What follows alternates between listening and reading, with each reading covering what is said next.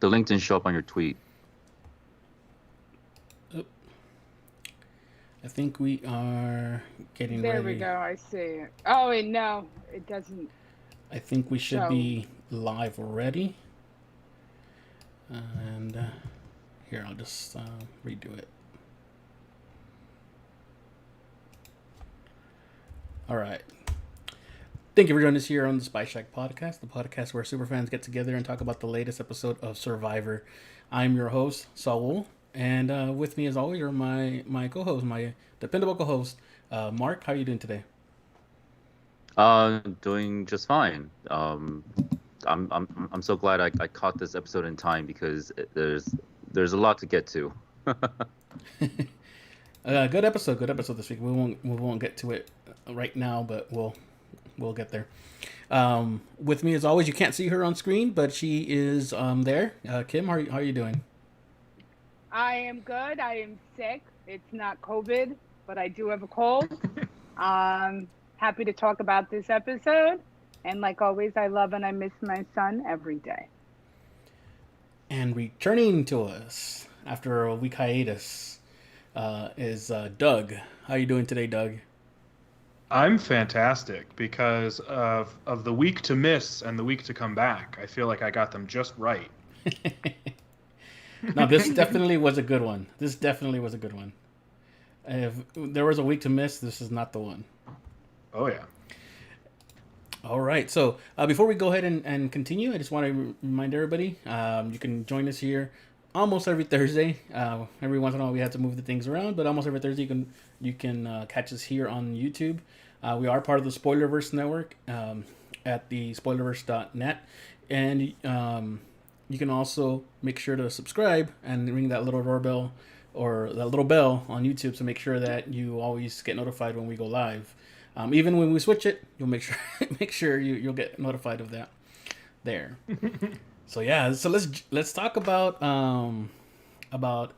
this episode. I think last week was a good episode. I'm not one of these people who have felt like 41 hasn't had any really bad episodes, but last week was a little bit slower. This week was a little bit more, I guess, a little bit more stuff, especially for. I think we all like the Luvu, so we got a little bit more Luvu. We got to get to know him a little bit more. We got a little bit more on camera. I thought they were going to be in trouble because of that. Yeah, there was one. I'm like, who is this girl? Like, they focus so little on Lulu. I'm like, I don't even know who all these people are. You know? Well, yeah, I mean, because they've been so dominant lately, we haven't really gotten to know them as much as we would like to, you know? Right.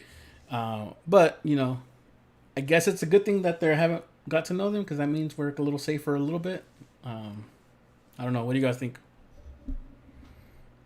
Yeah, I was definitely worried that something was going to happen, but they've done an okay job reminding us that there is a blue team. So it was always possible that this was just, we got to show them a little bit eventually. And I guess that's what it turned out to be. I will be curious to see how these relationships. Today, Doug. Oh, you tell me about it, did. Kim. I was very nervous we weren't going to get any Nasir content. I don't think he really talked at all, but he sure showed up. He really did. I'm a Nasir fan now, so I don't remember if you were told that because the one I missed. I told Saul, I said, tell Doug that I'm Team Nasir. Yeah. But then he annoyed me again, but he's back to not annoying me again. I mean, they only That's annoyed right. you My man because will win everybody over. he only annoyed you because he went after Danny. Yeah. That's Yeah. Yeah. But what was fun this week is like he literally single-handedly stopped all the plans. Yes, he did without even knowing. Yeah, But I normally know. you need to beat Well, 2 other handedly. tribes, and he beat 3 tribes Yes, in he that challenge. did. Yeah. No, I mean, and we'll get into it here about as far as was it a good idea or not a good idea in a bit here. I want to talk about Jeannie's how Jeannie reacted back in camp. Do you all think it was a good way to show her what's the word? Her cards, her game, absolutely. I'd be pissed, man. What did she have to lose? She was. She can get voted Yeah, off. she has. Well, here's She has no way out.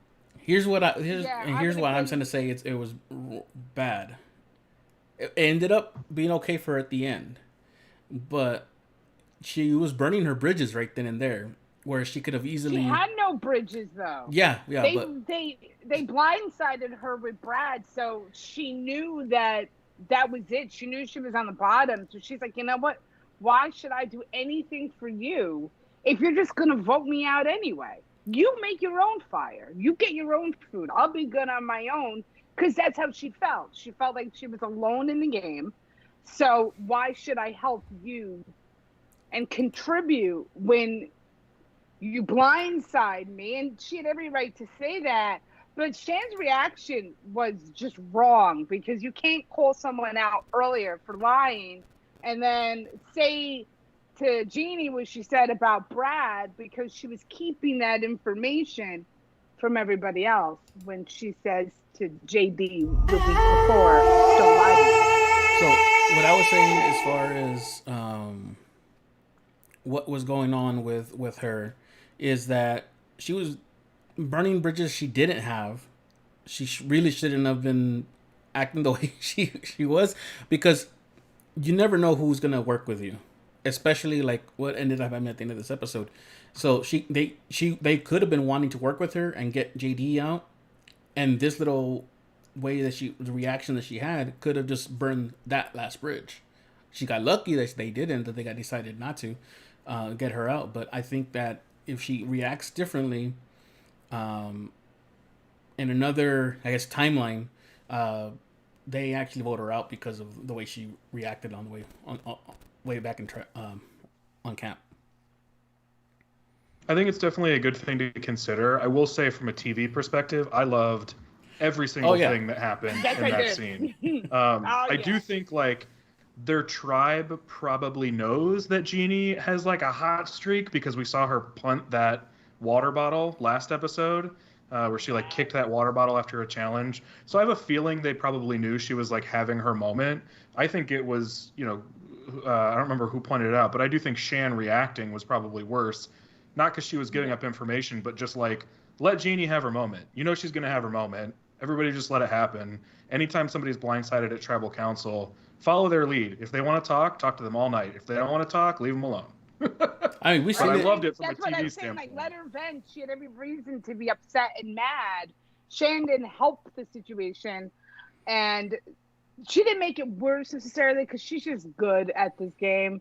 But Yeah. I felt like her saying like, well, I know you like Brad, but guess what he did to you, didn't help how Jeannie felt at that moment. It didn't help in that moment, but I wouldn't be surprised if it helped sort of long term. I don't know if it was That the I- right I- time to that bring it I- up or the that I right way to agree. bring it up, but But I loved how JD called Shan out right there. He was like, wait a minute. That was just another great moment. It was but everything is amazing. it was a great moment, but then he kind of messes it up at the end. But like I said, we'll Yes, he talk does. about that in a bit. He calls her out, and then she like, oh yeah, you can have it. And then he goes like, I think she gave it back to me because she trusts me. Like, no, She gave trusts it, me. She gave it back to you because you specifically asked for it In front of Yeah. everyone. in front of everyone. Yeah. Right. What was she going to say? It's mine now? Did everyone Like, else they know would've that she had voted it? her out. I don't know if everybody else knew she had it. I would suspect that at least Ricard did. This episode really like firmly establishes that Shan and Ricard have been like thick as thieves since the beginning, which we've seen seeds of. So I think if anybody was blindsided by the info, it was just Jeannie. But Jeannie was blindsided by everything. So, no big deal at that point. Yep. Yeah. Then what do we talk? We go. Did we see Yase this early? No, right? We went right to Luvu. No. We went We right into a barely reward have seen challenge. Yasi the past two episodes.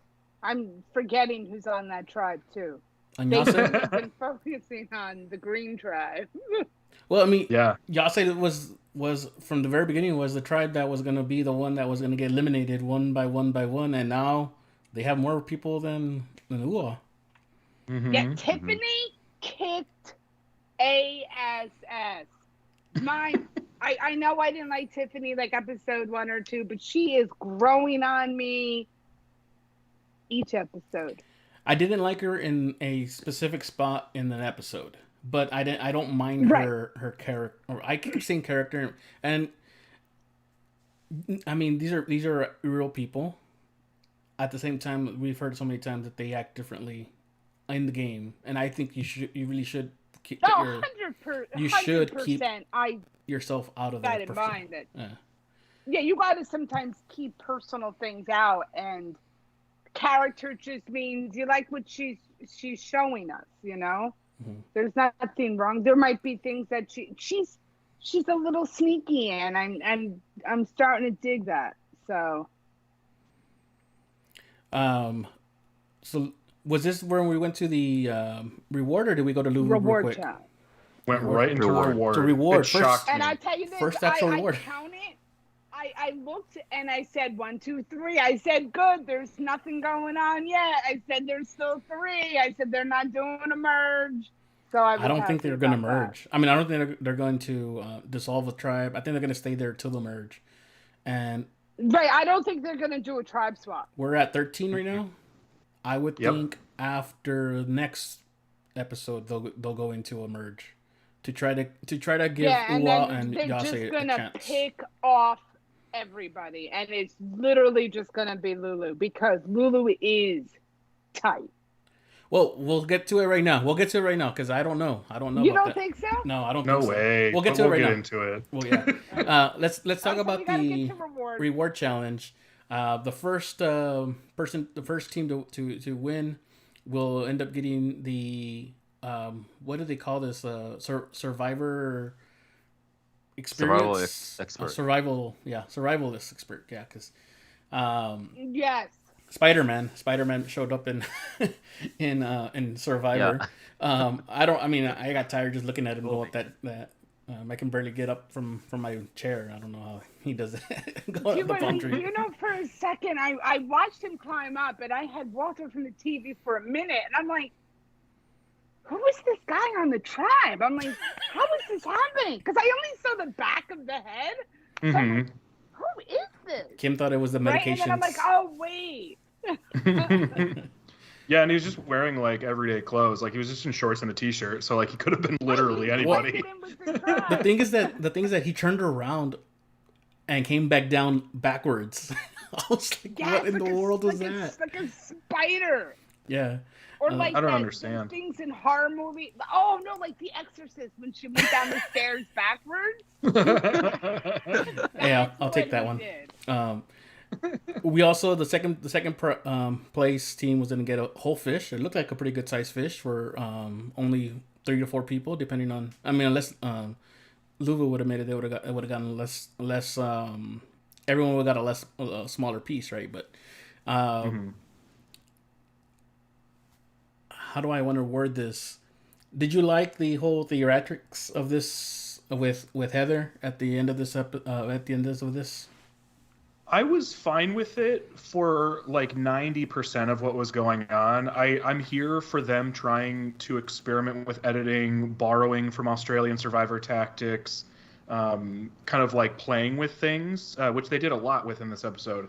Where they lost me was when Jeff Probst got into the like, this is why I love this TV show that we are on. Like, yes, we know you're on a TV show. Yes, you're pulling back the curtains a little bit.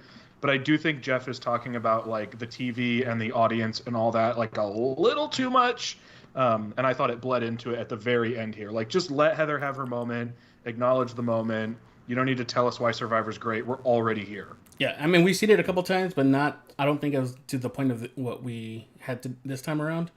And yes, I'm all for seeing that moment, having her, even seeing her break down, but everyone gather around and like, you know, have her back.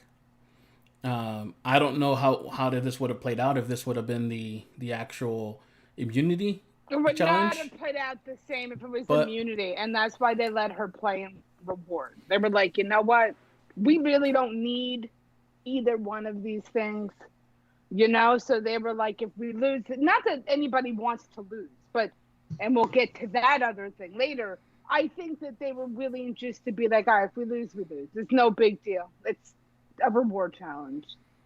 Yeah, And I can't. you really saw how bad Heather is at this game. I mean, Well, she's bad at that challenge, but like we haven't seen her in like any other challenges because right, because they haven't. I cannot believe that they haven't changed that rule yet. Like we got a clarification years ago that back to back means back to back in the same episode cycle. But when they only have one challenge per episode, all you have to do is win the first challenge and you get to sit out your weakest link every single cycle. It is the biggest advantage I think in the entire game of Survivor. no, yeah. Is The to only be thing on To play a season in a with challenge? one challenge per cycle and win that first challenge. You're golden. You're golden. yeah, That's it's exactly, the like, she has not played in anything, and they knew that that she would have to play in the immunity if Mhm. she didn't play in the reward. Yeah. for And the, I don't doubt there are things she's good at, but we just have Mhm. no idea. So Yeah, we all we haven't had can enough. judge her on is But she can the be good first at episode and puzzles. this. She can be good at a bunch of stuff. We literally have no idea. She was just really, really bad at this. Yeah. But again, she's 52. She's not 28. You know, and these things aren't easy. I mean, I And wouldn't was have been. shocked at how good everybody else was. Except I mean, JD. like Same. the fact that the entire Yasa tribe got it on one try each Tiffany, blew me away. I it would've did not fallen. look easy. I wouldn't have been able to do it as the first time, or at least the first time around. Yeah. No, I don't think I would have been able to do it. And I also think would've been like, JD. the stress of the pressure on you, like you have to feel pressure to perform for your team. So that would cause my anxiety to kick in. And then I'd be like, wait, just give me a Xanax and then I'll be okay. You know? I mean, the correct thing to do is to have her go first or second, right? Not the last one, because then everyone's waiting on her at that point. It's even more pressure, or do you think it's the She same? went what? Second? Second, yeah. Because Deshaun did it. She went pretty second. quickly. If she went first, she wouldn't have. Nobody would have went anyway. I think that maybe going last would have maybe been more beneficial because everybody could have been in front of her. I don't know because I don't think she was truly getting how fast she had to move. Mhm. You know, like I- she would hesitate after Mhm. she threw the ball before she started going. Like she just had to throw the ball and go. You know, Yeah. you don't wait to see if it makes it. I'm gonna You go know, back to. you're just going. I'm gonna go back to what Doug was saying as far as pulling the curtain back, right? And Jeff talking to us like, like, yeah, this is Survivor. Like, we know this is Survivor. I don't necessarily need that kind of breaking the fourth wall type of thing going on for me to enjoy it, because I'm gonna enjoy it no matter what. And what I was gonna say is, oh my god, I lost track what my point was there. I just don't, I don't know. I just don't like being talked to. Does that make sense? I Right. don't like being talked to from the host or whatever, whoever the people on the camera. I'd rather be part. I want to feel like I'm part of them being out there, even though I'm on my couch. And I think that kind I of breaks think the that illusion. there's a lot of Probst feels like he has a lot of things to make up for. So he wants to make it clear that look how much better things are. Look at we have, now I don't say guys, and now we're doing. You know what I mean? I think it's like a constant reminder. What I was gonna say I don't was know what- about the about not being able to sit back to back challenges, and that meaning only in the same episode. That is one of the broken rules of Survivor, and how they've gone back and abandoned things that have been proven to be broken, like the auction. They pretty much found out no one's gonna be bidding until that advantage comes out. I'm surprised that they haven't changed it because of that, knowing that is an advantage. I mean, and Heroes vs. Villains, wasn't Sandra sitting out most of the time, or was it Game Changers that she was sitting out most of the time because of that? I know there's at least I don't remember when it was that Sandra was, but that was definitely a thing because it came up as a joke on the episode itself. I think Abby Maria the example for a long time. She was on that yellow tribe in Philippines, and they won that first challenge. and they only had one challenge per cycle typically, and I think she sat nearly every challenge. She's such good. Correct me if I'm TV, wrong, so that but I was think okay. I don't I think remember. that's what it was. I don't recall it correctly. Let's talk about going back. We already talked about Uwa and Yase and their win. I'm surprised that they didn't tell Jeannie, you know what, you can cook your own fish. We'll cook it ourselves. Personally, I don't know. She probably the one that cooked it at the end of the day. I don't know. Let me. Well, I just want to say one more time, Tiffany did really good on that challenge. She did. She really did, and surprised she me. was super proud of herself. Mhm. And it was good to see that confessional. Like she From really struggling to doing a little bit better the next challenge to this time around where she just looks like she flew right through. And she's doing better in challenges. much better. It's nice to see. Going to Luvu and this thing with Sydney. I personally know people who react that way when they can't do something small. I kind of know how to deal with people like that.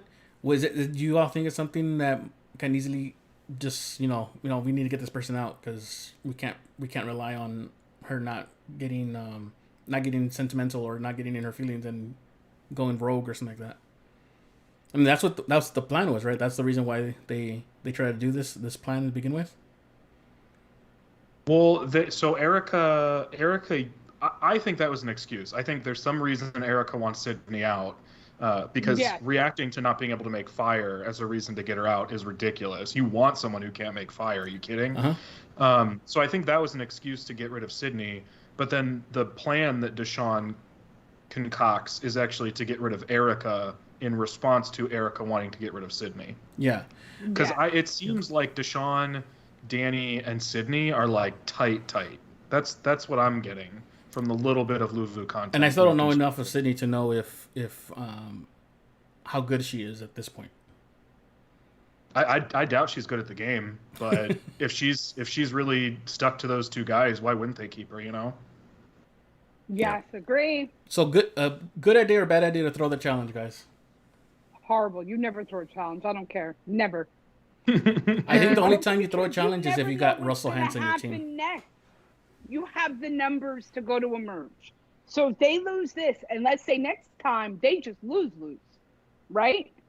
So then you can't give up a number yet. I mean, I'd always want to go to the merge with the numbers. Good. Here's the good thing and the bad thing, right? I was against it. I was against it only because I've seen it backfire on the team, so the tribe that decides to throw the challenge a couple times already. So I'm like, no, I like this group, so I don't want them to throw a challenge on purpose just to try to do that. However, 6 people going into the merge who've never voted anybody off. I think it's also a recipe for disaster once the merge happens, because we don't know how Erica is gonna react. We don't even know how Nasir is gonna react with other people trying to get when he's already put the target on Danny and Deshawn already twice already, right? I don't know if Nasir would go. I feel like Erica might be the one to go and try to work with the rest of the people. I don't know. What do you all think? Mark, But you if seemed more favorable to the idea of throwing a challenge, so I'm curious to know what you have to say. Me? Yeah. All right. Here's the thing. Nasir's a loose cannon. We know that, but like he'll do anything to just throw the target on anybody else, but he does that very sloppily, and so I think that's someone that they can manage. But with Erica, she likes whispers and goes behind people's backs, and with a larger with a merged tribe, like she can go anywhere and link up with anybody with any other alliance and just completely leave Luvu behind. So I am personally not that against them throwing the challenge to get rid of Erica, and Erica was. Have we seen her in any of the challenges thus far? Because I believe she's been good in the end stages. I feel like I saw somebody saying that she's been good at puzzles, but I don't know Okay. that firsthand. Like I didn't pay attention to it. I just saw somebody talking about it. Yeah, and she's not part of their number, and she may be good at puzzles, but like overall, they don't seem to really put her in a lot of challenges. So, I mean, she's I don't want to say she's disposable, but like at this point, they really have no point in keeping her. But should they have thrown the challenge? It's a bit early, I think, at this point. We're not that close to the merge, I don't think, to Well, I don't be know. I mean, thinking about. it might be not this episode coming up, but the following. That's my prediction, right? Because at the end of next week, we will have down to 12. Right, Yeah, we'll but be down to that's 12 my after point. next week. So if they threw this one and then they somehow lose the next one, right? Then they're 4. They don't really have the numbers. That means the other 2 teams can merge together and start banging them out. I would never take a chance. Even if you go to the merge with their 6 and 1 flips, it's still not enough.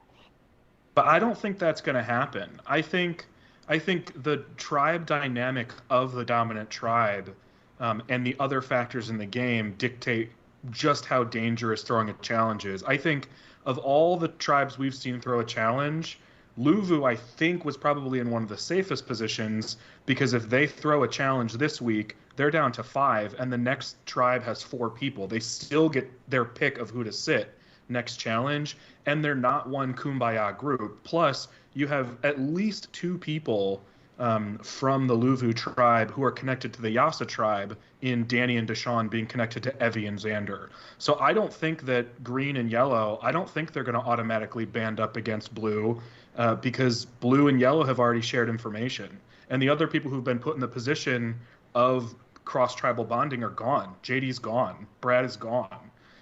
So I'm not saying that it won't happen that way, but I do think there are more pieces on the board than a Philippine situation, or other similar situations where the 2 smaller tribes have just eaten the bigger tribe. There's things that's happened that we might forget that have happened, and bonds that have been created that we've seen the start of, but we haven't seen the end. So maybe we're getting blinded by that. Yeah, I think there are some combinations at the merge that we can't necessarily predict, or if we do predict them, we don't know exactly how they're going to shake out. I really enjoyed that we didn't have a summit this week.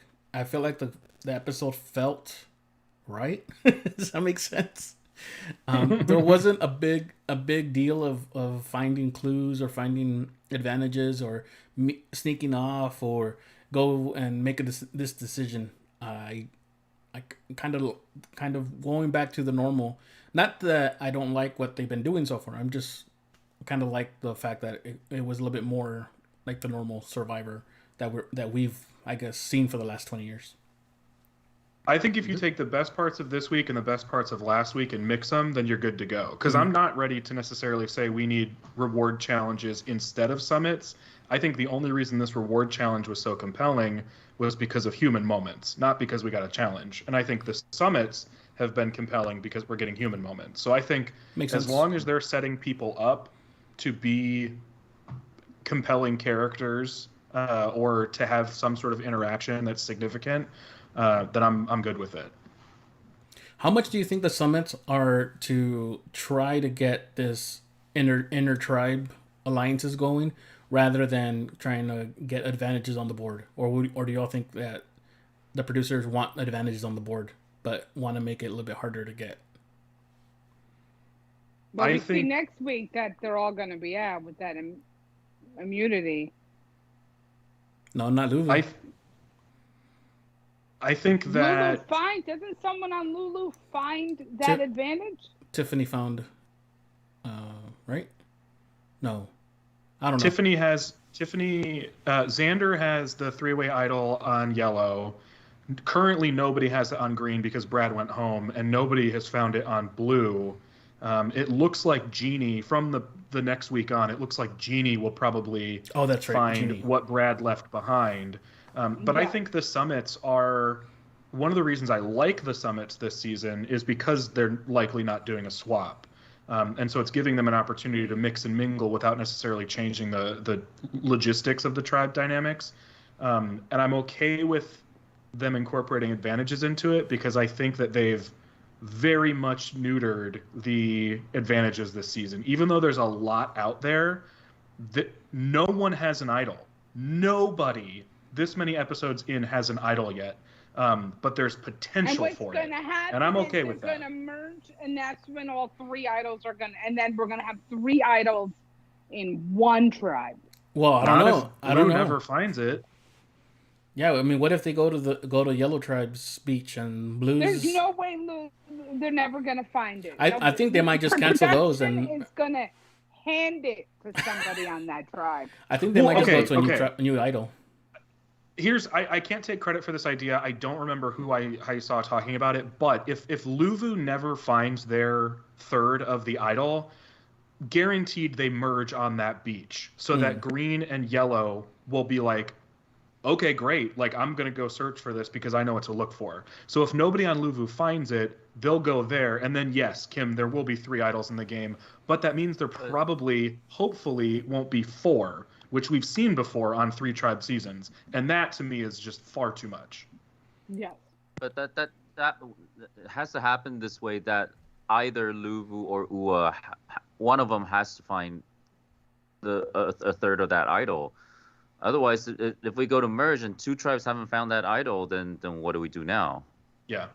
I do think you're right, though, Kim. They will make sure they find it. I mean, they literally... I mean, the nighttime summit was different. They needed everybody to find that, I think, or at least 2 people to find that. So they put them out in the open.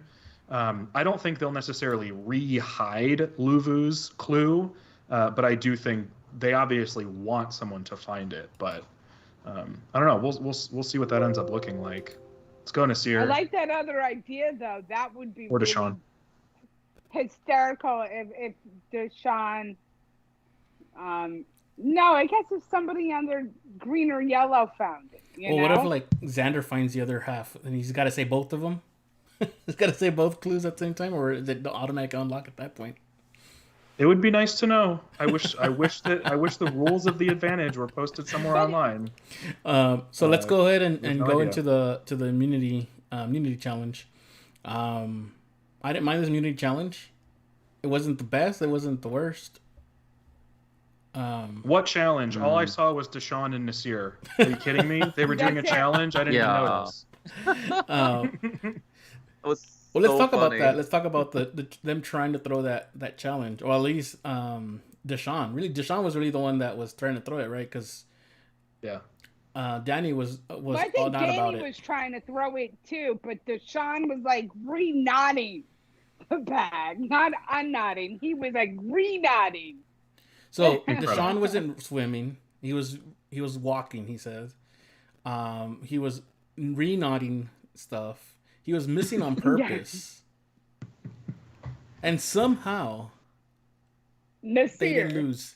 I mean, I know like it's because of Nasir, but I'm saying how bad was Ua on this that even with all that was going on, them sabotaging themselves, that they still ended up last.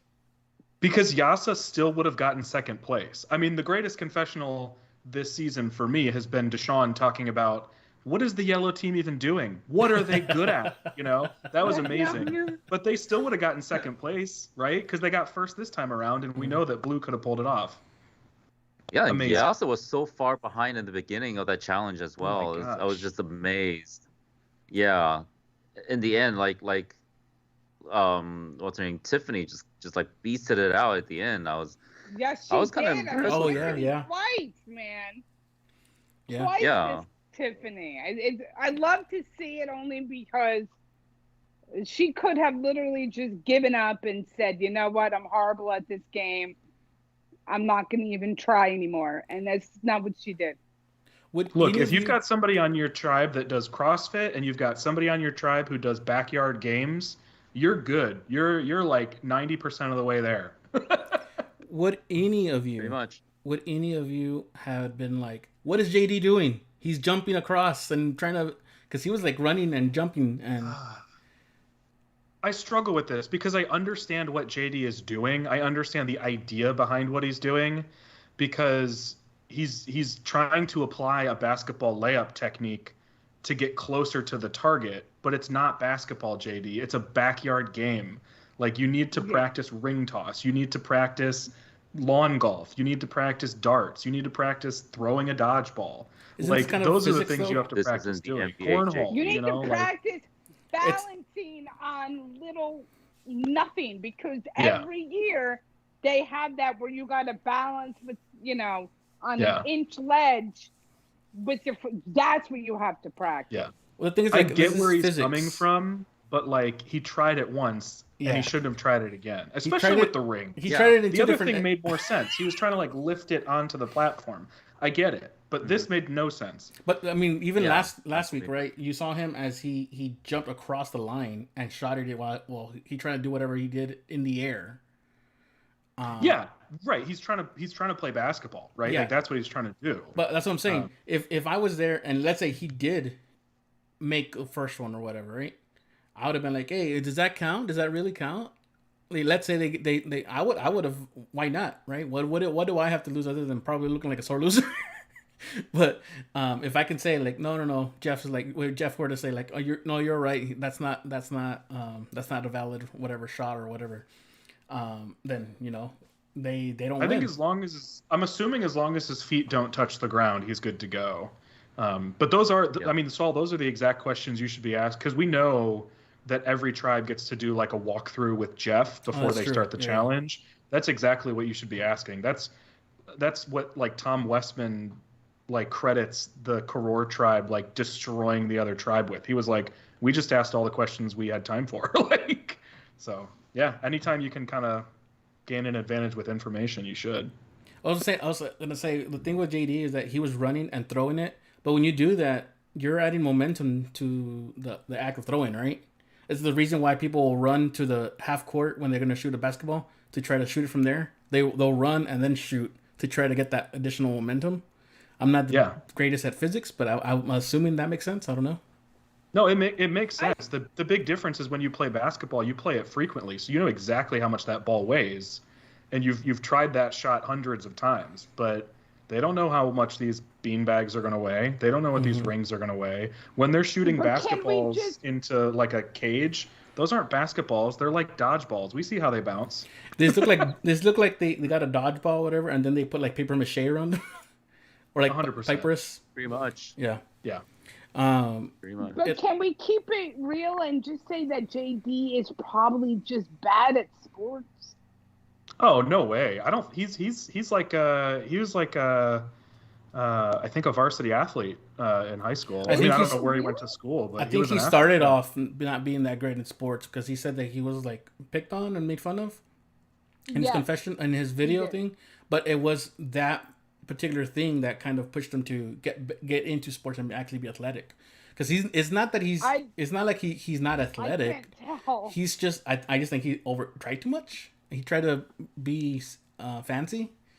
Where maybe if he just stood there and threw the ring, he would have made it, and they would have not gone to tribal. Mm-hmm. I think that the most honest JD we get is the JD at tribal. I think that not that he's fake or a liar.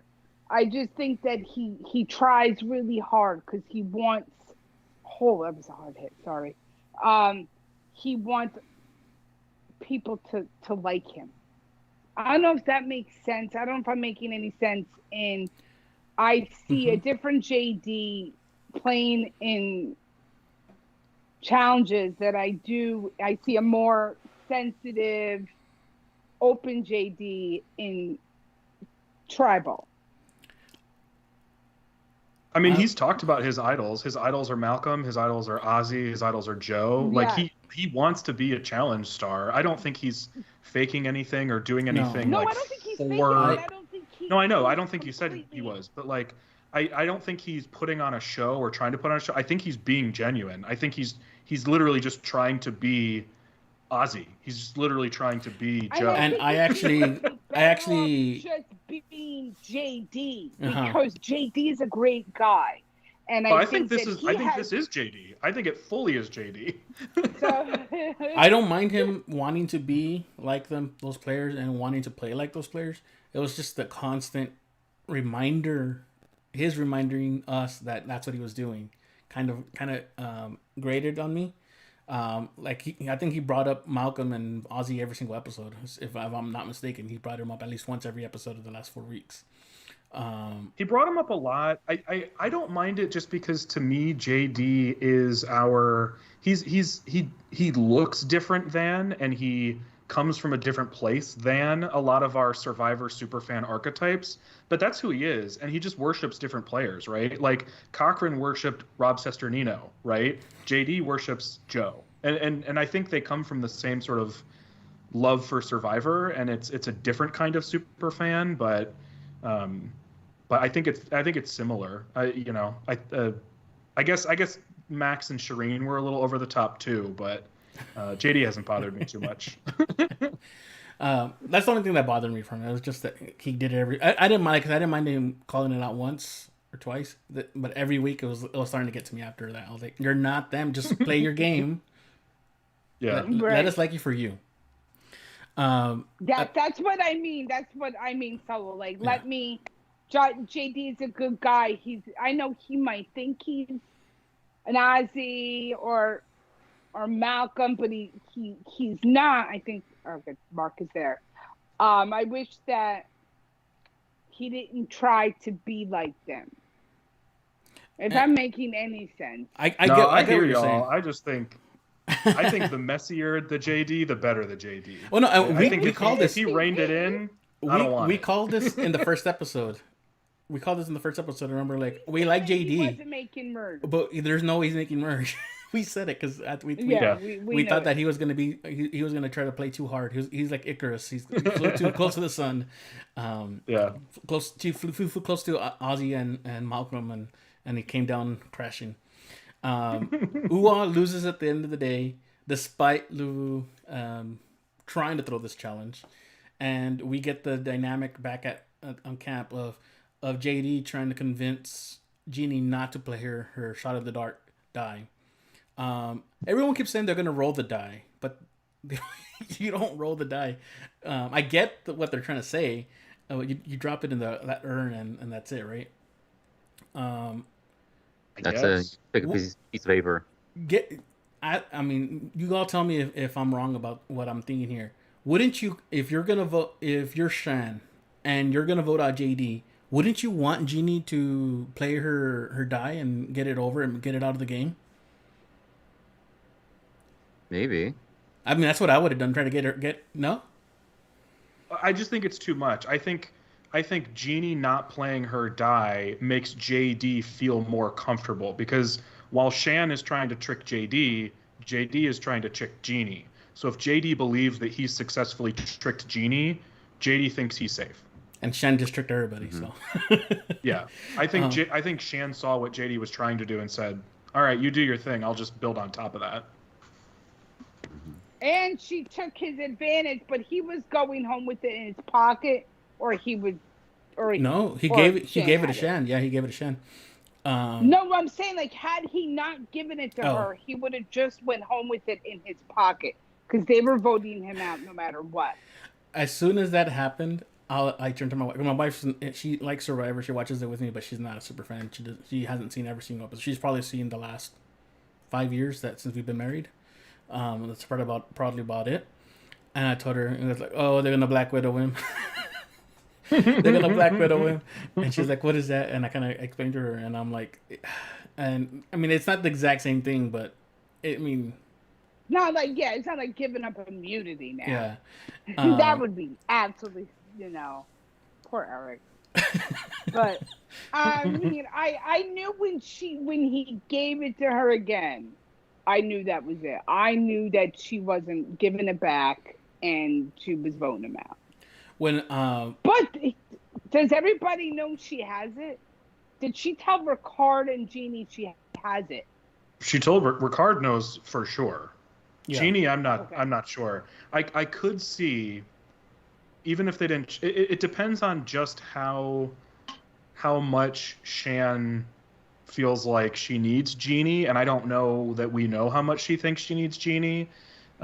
Because there were multiple people trying to trick each other, and because we saw Jeannie not play her shot in the dark, Jeannie needed to feel comfortable enough not to do it, and she wasn't getting that from JD. She had to have gotten that from Shannon Ricard because she voted with them. So I could see a world where Jeannie also knows, and that's how they got Jeannie to not play her shot in the dark. Thinking and to because calm. Jeannie was comfortable. Okay, maybe. Yeah, I mean, yeah.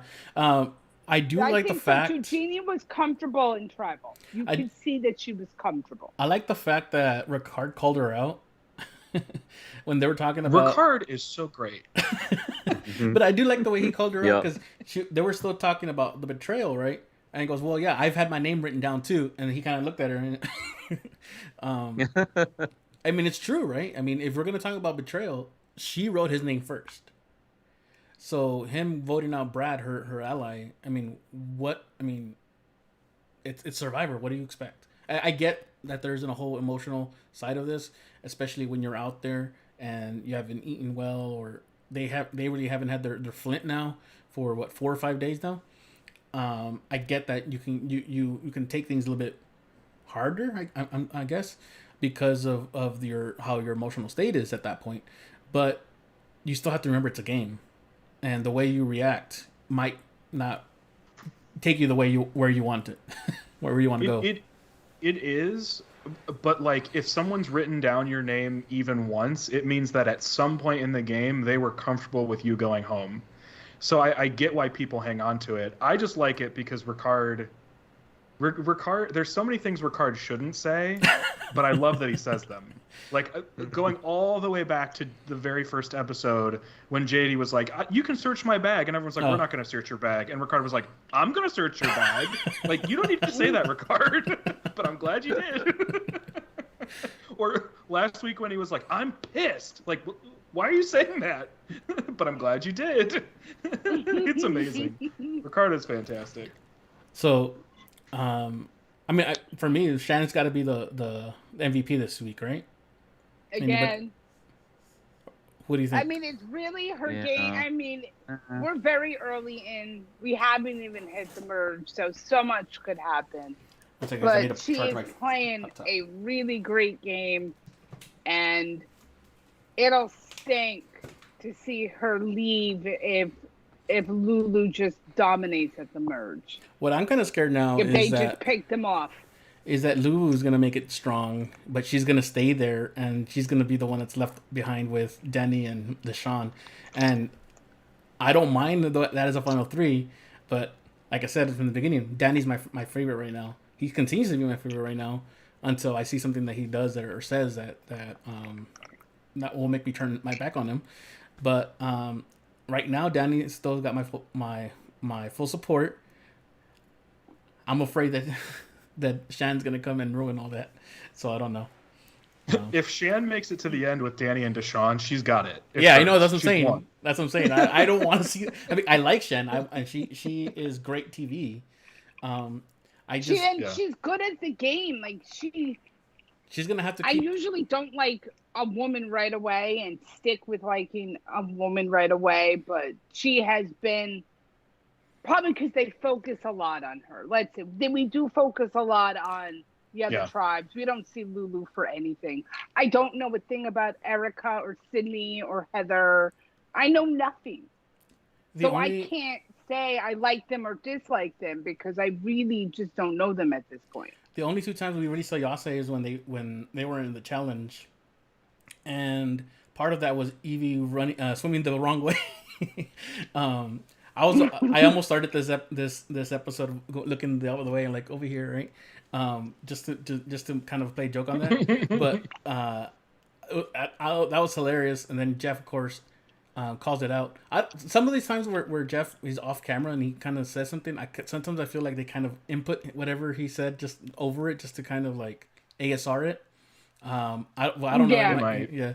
But just to make it look funny, right? But that was hilarious. I don't know how. I mean, I can't swim. Like I've said it before, I'm Weasel from the Suicide Squad. My son can't. My oldest son is 27 and he doesn't know how to swim. I'm 36 and I never. It drives me It drives me But- crazy. But I feel 'Cause like I would know tried what way to swimming go. lessons. Again, I'm not out there, so. So you it's could easy. never go on Survivor. If it went to No, back to you don't know how to tuitions. swim. There are plenty of people who couldn't swim who went on Survivor. You could still go on Survivor. Well, I mean, if they go back to Brazil to the Tocantins, they didn't have to worry about that. Who was the one that learned to swim right before the? There's been a couple of them. The show. In Plenty of 'em. in Vanuatu, what's the name? Was it Bubba? He had just learned to swim. Rudy, I mean not Rudy. Yeah. From Rudy was a Navy SEAL. He Australian, definitely knew how to swim. not Rudy. What's his name? Elizabeth's adopted father out there in the Australian outback. The older man. Roger. Roger, there you go. I couldn't remember. his name. That's it. Yeah, he jumped from. That.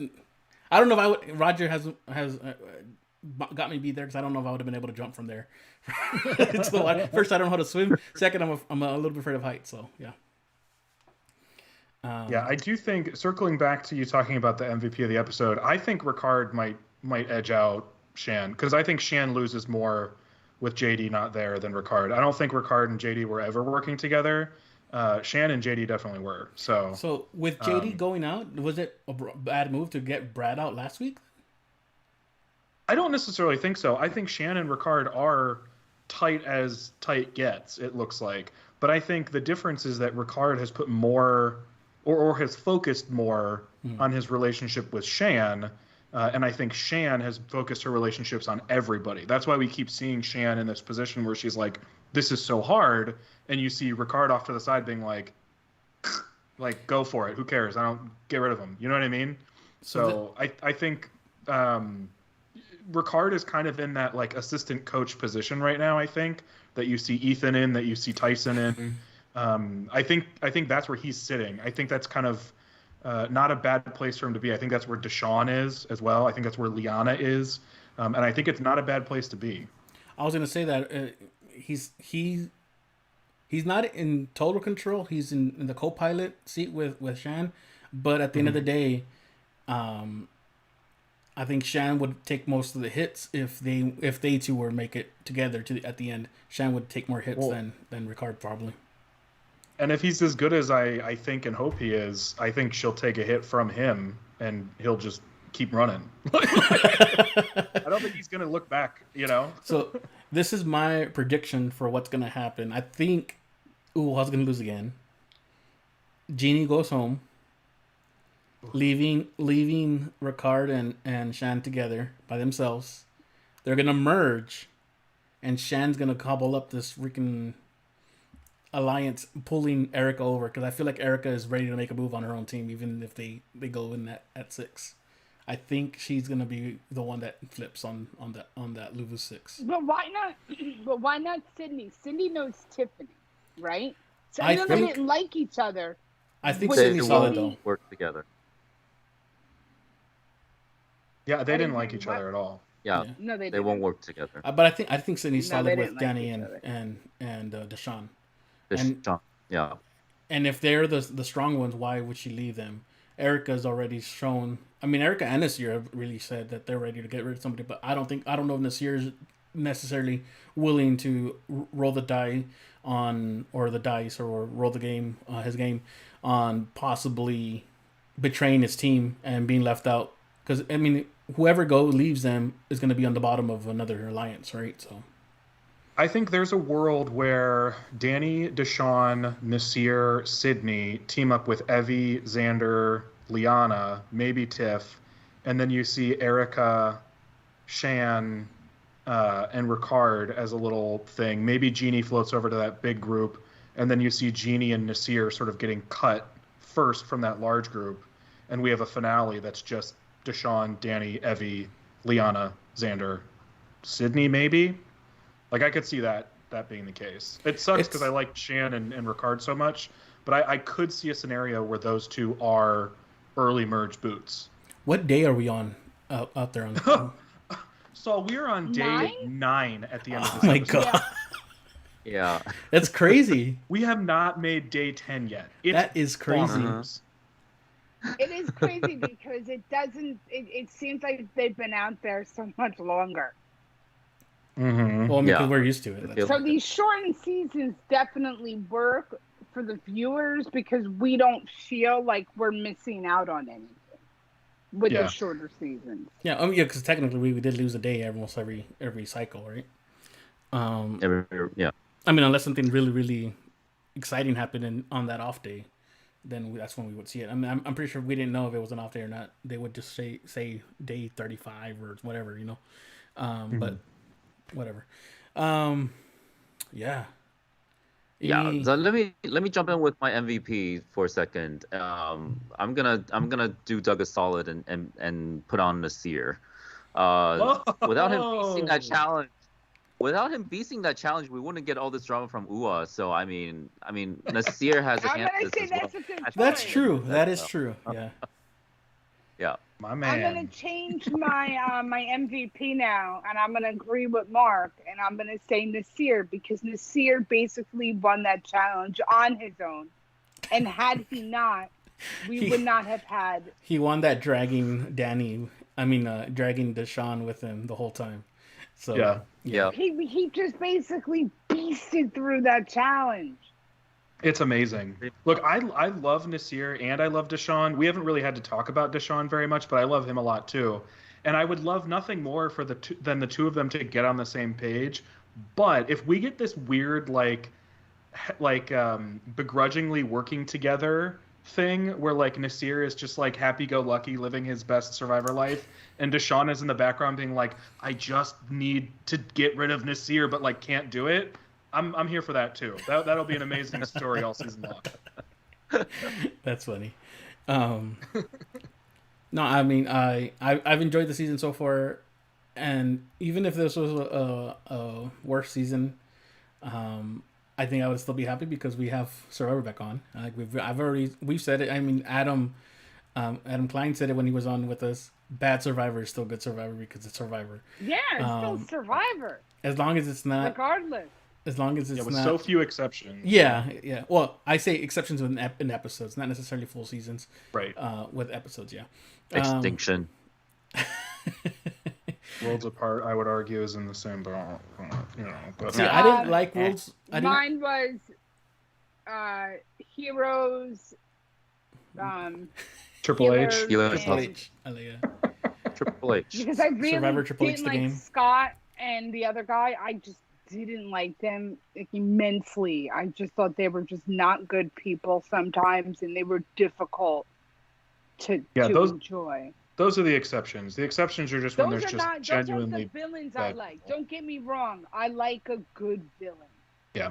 I like when good villains win. You could be a villain and still be a good person if you I were like- strictly just a villain to win the game. I like villains. I mean, the first season of Russell, I actually liked Russell. I don't like Russell Same. anymore. No. Russell was robbed that first season. He was absolutely robbed. He should have won. I don't like him at all.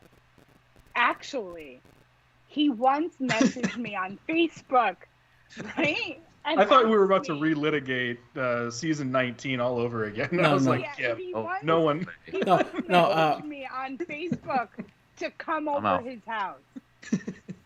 Yeah, no, I was like, liked yeah, no thanks. Russell, and that season was one of the only seasons that I've ever had anybody working with me that actually watched Survivor as well.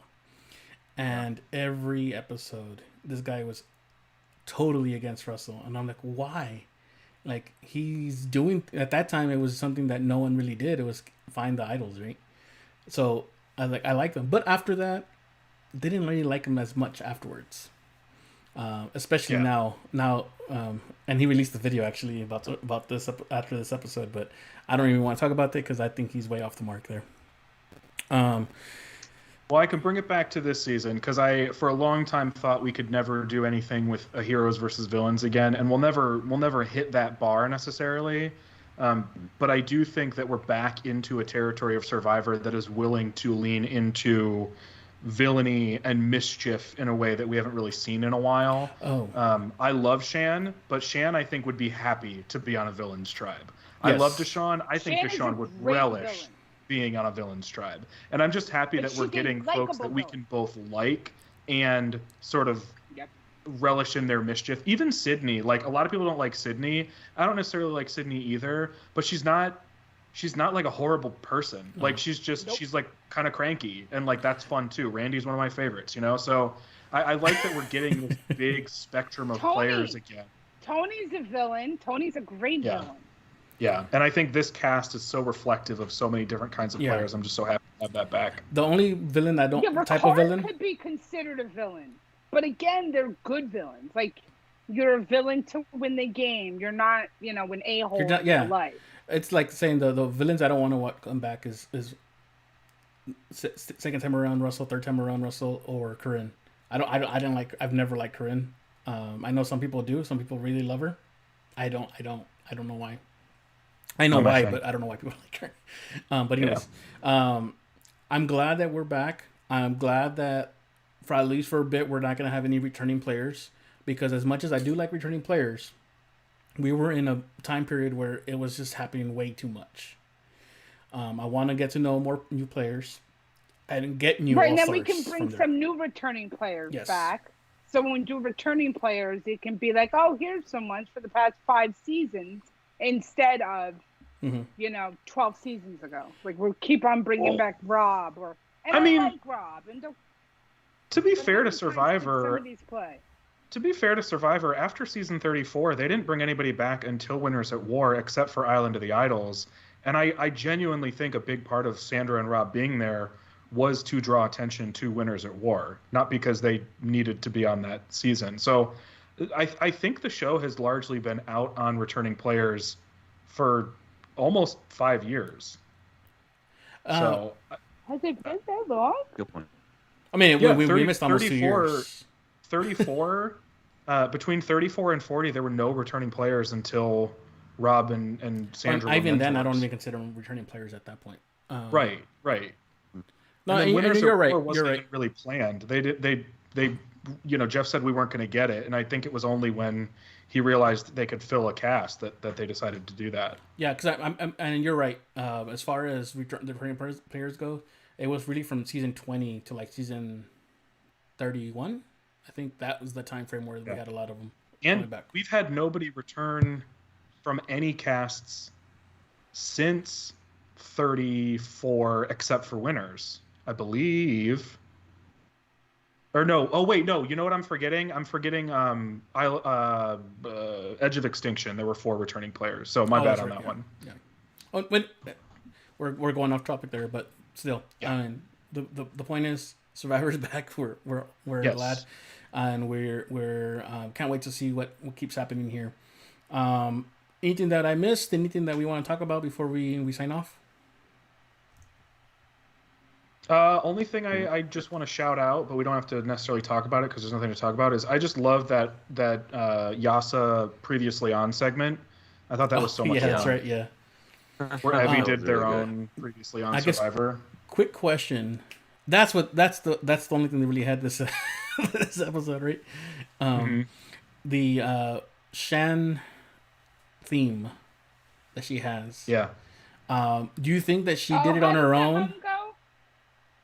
I forgot, but yeah, do you think she came up with that before she went on? Well, I'm sure she came up with it on her own. But do you think that if she keeps doing it throughout the season, and that they're asking her, "Hey, how does that thing go again?" Having her, or do you think she volunteers that almost when she's scheming? I think we saw her doing it in real time. I think she was literally humming outside of the confessional. So I think it's a natural thing. Yeah, she was humming. I think it was over by the fire or something. I saw her humming, and I'm thinking, God, I wonder if anybody knows why she's humming. Well, that's what I'm going to say. We know why she's humming. Is that if she's doing it naturally and without thinking, is she going to continue doing it? And then people are like, why does something bad always happen when she's humming that little theme? Yeah. I hope so. That would be one of the greatest Survivor moments of all time. That's like instantly top 20 moments. If somebody catches on to that, that'd be amazing. And then what they did at Tribal, when they read the names, was hum. And then as she's being voted out, everybody else is humming. Honestly, just the fact that she does that around camp, but nobody knows why she's doing it. And then they're now watching the show realizing, wait a second, every time she was humming, she was up to something. That alone is amazing. That's hilarious. Yes, it is. Because no one else knows. I mean, even if she didn't, even if she made that up in casting, it's still incredible. Awesome. Yes, it is, because she does the humming. I want to go ahead and thank everybody for joining us here. Great episode. I'm hoping for this season I'm hoping that this season is just ramping up, and we're gonna have some great episodes coming for the season 41. Yes, and Jeannie's gonna find the advantage. She's gonna get herself an idol that's gonna save her, because I think they're both gonna find it, and then they're not gonna be able to vote Jeannie out, and then Ricard is gonna go. I'm sorry. I don't know why I just thought of this. This idol is like Captain Planet. They have to say their phrases before it's active. Because that would be it, because I don't think that if she has the idol, she's the deciding vote. So I think she'd vote out Ricard over Shan. I think Shan this week Maybe gained her. I think she did gain her. Yes, I've talked to you guys. I think you're right. She did gain Jeannie's loyalty. I think that's probably most likely, but don't underestimate the Rainbow Connection. Because Jeannie and Ricard have that. Even if they're fighting, they're still two of the only queer people to ever be on a tribe together. Right. With that, I It's want to go. great to see so many LGBT representation. And just the other day was Coming Out Day. Mm-hmm. Which was National Coming Out Day, which Superman, was great. Or the new Superman, one of the two Supermen. Superman's son, yeah. Mm-hmm. Yep. But with that, I want to go ahead and thank everybody for making the time to join us. If you were watching online with us, let us know. Give us a like, share it, and let us know what you all think. Hopefully, we can get people popping in and out. Yeah, I saw you that popping too. in and out. leave a chat. Like I said, I want to get back to where we were before, where we had a real live active chat. Mm-hmm. It's kind of our fault, kind of my fault. We kind of dropped the ball here for a little bit, and then of course the whole break without Survivor. But hopefully we can get back to having hundreds and hundreds of people at the same time watching us and chatting with us and sharing it, right? But we'll hopefully we'll get back there here shortly. It'll take some time. We'll get there again. We'll make it good again. All right. Well, thanks everyone, and make sure to subscribe. Make sure to hit that notification bell, and that way you can keep up with us. Let's give everybody our social media at Perspective. You can also find me at Nerds FTC for my other podcast, Nerds from the Crypt. And Doug, where can people find you? Find me on Twitter at Ikkybooley, ICKYBOOLEY, and I just set up a fancy link tree that you can check everything out at in one place, so I don't have to say it all. Just go to my Twitter. Mark? You can find me on Twitter at MarcoPolo310. That's Marco Polo with a K. And most of my reality TV tweets are on there. I'm also doing bits and pieces of the challenge, and I'm getting back in the Circle season 3. Hit me up on there. Kim? And me, while my old Twitter was permanently suspended for something I didn't do. Kim. It really shouldn't have happened. I promise you, and I'll tell you off what happened. But it's similar. So it's still Kim_is_board, but it's not an O, it's a 0. So it's B0RED.